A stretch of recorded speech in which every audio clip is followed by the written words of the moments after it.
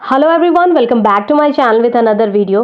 तो आज की इस वीडियो में हम बीएड में आप जो सब्जेक्ट चूज़ करते हैं तो कौन से सब्जेक्ट रखें, सब्जेक्ट आप कैसे कॉम्बिनेशन करें, इसके बारे में आज की वीडियो होने वाली है। तो इस वीडियो को एंड तक ज़रूर देखिएगा।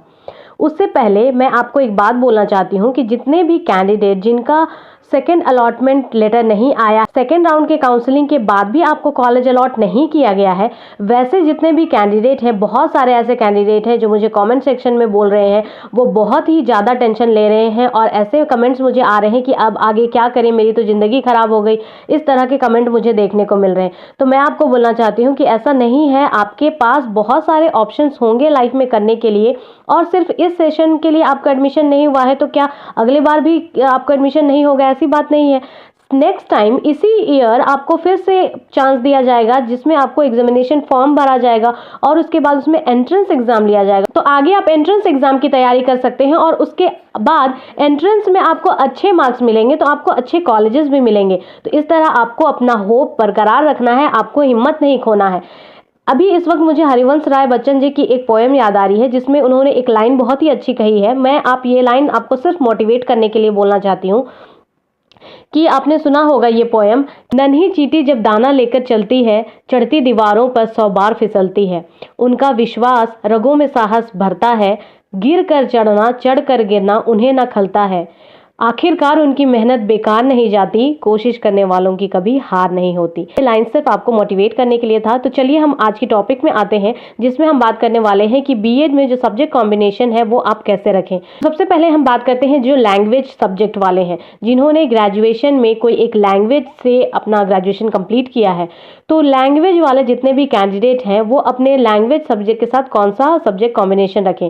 तो लैंग्वेज में हम देखते हैं कि हिंदी, इंग्लिश, संस्कृत, उर्दू ऐसे वाले कैंडिडेट हैं जिन्होंने इन सारे सब्जेक्ट के साथ ग्रेजुएशन किया है। तो आप अपने सब्जेक्ट के साथ में कोई अदर सब्जेक्ट जो आपके सबसे पेपर में था, जैसे कि हिस्ट्री, ज्योग्राफी, सिविक्स, इनमें से कोई एक पेपर रख सकते हैं। फॉर एग्जांपल अगर आप इंग्लिश ऑनर्स वाले कैंडिडेट हैं तो आपका पहला सब्जेक्ट होगा इंग्लिश, उसके साथ आप हिस्ट्री, ज्योग्राफी, सिविक्स में से कोई एक सब्जेक्ट चुन सकते हैं। English plus history, English plus geography, English plus civics, इस तरह। उसी तरह हिंदी वाले भी इसी तरह चुनेंगे, Hindi plus history, geography, civics में से कोई एक।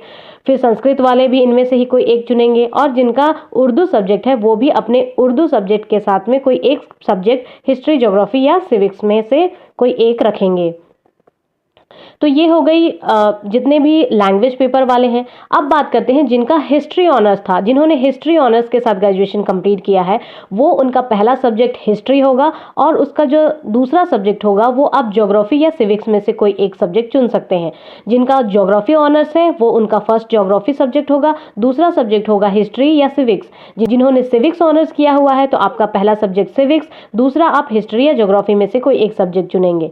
और जिन्होंने इकोनॉमिक्स ऑनर्स किया हुआ है, जिनका इकोनॉमिक्स ऑनर्स है ग्रेजुएशन में, तो वो अपना पहला सब्जेक्ट इकोनॉमिक्स रखेंगे और उसके साथ आप हिस्ट्री, ज्योग्राफी, सिविक्स, इन तीनों में से कोई एक सब्जेक्ट चुन सकते हैं। साथ ही इकोनॉमिक्स वाले इकोनॉमिक्स के साथ कोई एक लैंग्वेज भी रख सकते हैं। फॉर एग्जाम्पल अगर आप इकोनॉमिक्स ऑनर्स के हैं तो आप इकोनॉमिक्स के साथ हिस्ट्री, ज्योग्राफी या सिविक्स में से कोई एक चुन सकते हैं, या फिर अगर आपको ये तीनों नहीं चुनने का मन है तो आप इकोनॉमिक्स के साथ कोई एक लैंग्वेज चुन सकते हैं। जैसे आप इकोनॉमिक्स के साथ हिंदी रख सकते हैं, या फिर इकोनॉमिक्स के साथ आप इंग्लिश भी रख सकते हैं, या फिर अगर आपका कोई और लैंग्वेज होगा, उर्दू है तो आप उर्दू भी चुन सकते हैं जो आपने ग्रेजुएशन लेवल पे पढ़ाई किया हुआ है। तो ये सभी सब्जेक्ट कॉम्बिनेशन हमने आर्ट्स वाले जितने भी कैंडिडेट हैं उनके लिए बता दिया। अब बात करते हैं साइंस वाले सभी कैंडिडेट के लिए। तो जिनका भी साइंस है, साइंस में से अगर आपका फिजिक्स है, आपका केमिस्ट्री है, आपके बायोलॉजी है, आपके मैथ्स हैं, तो जितने भी साइंस वाले कैंडिडेट हैं उनके लिए बीएड में 3 मेन पेपर होते हैं जिनको हम कहते हैं physical science, life science and mathematics. तो जिनका मैथ्स ऑनर्स है वो अपना सब्जेक्ट मैथमेटिक्स रखेंगे फर्स्ट सब्जेक्ट, और दूसरा सब्जेक्ट रखेंगे physical science, maths plus physical science. जिनका केमिस्ट्री ऑनर्स है तो केमिस्ट्री वाले सब्जेक्ट रखेंगे life science plus physical science. आप पहला रखेंगे life science then physical science. जिनका फिजिक्स ऑनर्स है तो फिजिक्स ऑनर्स वाले जितने भी कैंडिडेट हैं वो रखेंगे फिजिकल साइंस देन मैथमेटिक्स। जिनका बायोलॉजी ऑनर्स है, बायोलॉजी वाले पहला सब्जेक्ट रखेंगे लाइफ साइंस और दूसरा सब्जेक्ट रखेंगे फिजिकल साइंस। जितने भी साइंस वाले कैंडिडेट हैं उनको यही सब्जेक्ट कॉम्बिनेशन करना।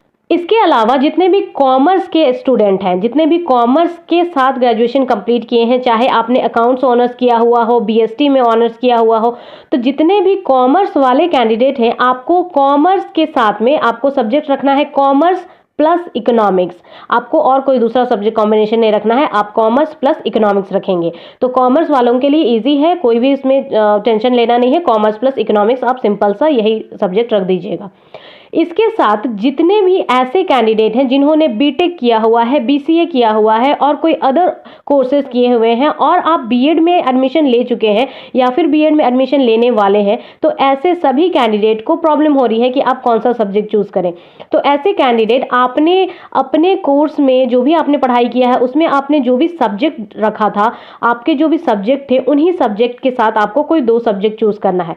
जैसे कि अगर आपने बीटेक किया हुआ है तो बीटेक में आपने मैथ्स तो पढ़ा ही होगा, फिजिक्स तो पढ़ा ही होगा, तो आप उसमें से मैथ्स प्लस फिजिक्स ले सकते हैं या फिर फिजिक्स प्लस मैथ्स ले सकते हैं। उसी तरह अदर कोर्सेज वाले जितने भी कैंडिडेट हैं, आप इसी तरह अपने कोर्स के जितने भी सब्जेक्ट हैं उनमें से कोई एक सब्जेक्ट चुन सकते हैं और उसके साथ दूसरा ऑप्शन भी सिलेक्ट कर सकते हैं। तो इस तरह बीएड में आप इसी तरह के सब्जेक्ट कॉम्बिनेशन करें ताकि आपको बाद में भी सब्जेक्ट कॉम्बिनेशन में कोई दिक्कत ना हो। तो आई होप आज की ये वीडियो आपको पसंद आई होगी, आपको यूजफुल लगी होगी। अगर आपको अच्छी लगी हो तो इस वीडियो को लाइक जरूर करिएगा, अपने फ्रेंड्स के साथ शेयर करिएगा और इसी तरह के अपडेट के लिए आप मेरे चैनल को सब्सक्राइब कर सकते हैं क्योंकि मैं इसी तरह की वीडियोस अपने चैनल पर अपलोड करती रहती हूँ।